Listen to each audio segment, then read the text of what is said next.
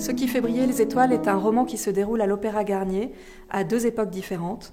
On a choisi ce décor magique et inspirant parce qu'il traverse les âges et les générations. 1941, pendant l'occupation, pavoisé du drapeau nazi, l'Opéra Garnier est à cette époque-là le terrain de jeu de Lazare, le fils du concierge de l'Opéra Garnier, et d'Émile, son meilleur ami. Lazare, lui, n'a qu'un seul rêve, sortir de l'ombre et devenir danseur étoile. Émile, lui, regarde avec les yeux d'enfant les atrocités de la guerre et le sort qui est réservé aux Juifs comme lui. Ensemble, ils se croyaient invincibles. Mais seront-ils de taille à lutter contre le destin qui marche en rang serré dans les rues de la ville de Paris ? 2022. Anna est la fille du célèbre Paris Besson, danseur étoile et maître de ballet de l'opéra. Elle est aussi la petite fille de Lazare qui, comme son père, est devenue concierge du Palais Garnier.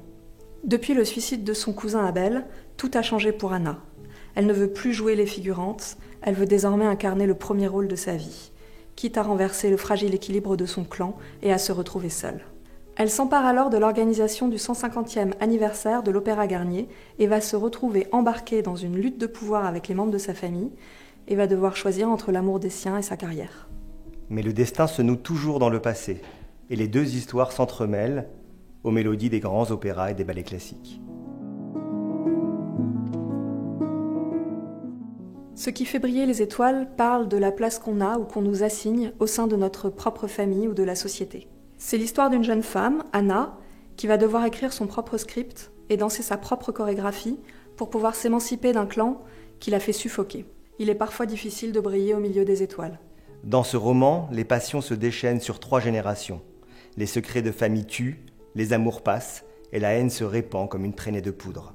De la Pologne aux ruelles d'Amsterdam, en passant par les tranchées de Verdun et la rafle du Veldiv, on suit l'histoire d'Émile et de Lazare, les 2 gamins du palais qui rêvaient d'échapper à leur destinée.